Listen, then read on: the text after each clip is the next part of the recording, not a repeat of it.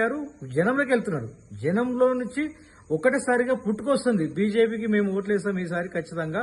గత ప్రభుత్వం మోసం చేసింది, ఇప్పుడున్న ప్రభుత్వం మోసం చేసింది కాబట్టి ఈ రెండింటిని గద్దెదించాలి, స్థానిక సంస్థల్లో బీజేపీకి పట్టం కట్టాలనే ఒకే ఒక ఉద్దేశంతో మా కొండ విశ్వేశ్వరరెడ్డి గారు ముందుకెళ్తున్నారు. ఇది ఓర్వజాలని మా పైన కొన్ని ట్రోల్స్ చేస్తున్నారు.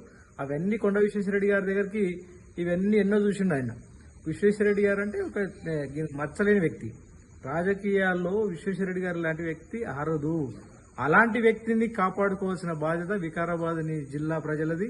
అదేవిధంగా ఉమ్మడి రంగారెడ్డి జిల్లాలో ఉన్నటువంటి తన పార్లమెంటరీ కాన్స్టిట్యూన్సీ 7 నియోజకవర్గాల ప్రజలందరూ కూడా ఆయనకు పెద్ద ఎత్తున ఆయన ఆశీర్వదించడం జరిగింది. కాబట్టి ఇవన్నిటిని కూడా మనం అందరం కార్యకర్తలము, మనం అందరం సమిష్టిగా పనిచేసి మనం రాబోయేటువంటి స్థానిక సంస్థల ఎన్నికలు మనం గట్టిగా పోరాడాలి.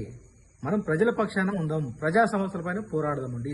పార్టీ ఇచ్చినటువంటి కార్యక్రమాలతో పాటు స్థానికంగా ఎక్కడెక్కడైతే ఏ గ్రామాల్లో ఎక్కడెక్కడ గ్రామాల్లో మనం అందరం కూడా ఎక్కడెక్కడ స్థానికంగా మేనిఫెస్టోలు తయారు చేసుకోవాలి. ప్రతి గ్రామాన తిరిగి ఆ గ్రామంలో ఏ సమస్య ఉందో ఆ లీడర్కు ముందే తెలిసేటట్టుగా అవగాహన వచ్చేటట్టుగా గ్రామాల్లో పర్యటించండి మీరందరూ అని మాకు దిశానిర్దేశం చేసినటువంటి వ్యక్తి కొండ విశ్వేశ్వరరెడ్డి గారు. ఇది మీరు గమనించాలి. ప్రస్తుతం ఈ యొక్క నాయకుడు ఏ విధంగా విద్యార్థులను ఏ విధంగా అయితే క్రమశిక్షణగా ఉంచుతారో బీజేపీ పార్టీ అంటే క్రమశిక్షణ గల పార్టీ. కాబట్టి ఈ పార్టీలో ఉన్నప్పుడు కొంతమంది కావాలని ట్రోల్ చేస్తుంటే మన పార్టీ వాళ్ళని కూడా డెఫినెట్లీ ఖండించాల్సిందే. మంచి అయినపోతే కూడా ఈరోజు వేస్ట్. మేధావుల మౌనం సమాజానికి ప్రమాదకరం. కాబట్టి మనం అందరం కూడా తెలిసిన దాన్ని డెఫినెట్లీ మంచి అనాలి, చెడు అనాలి.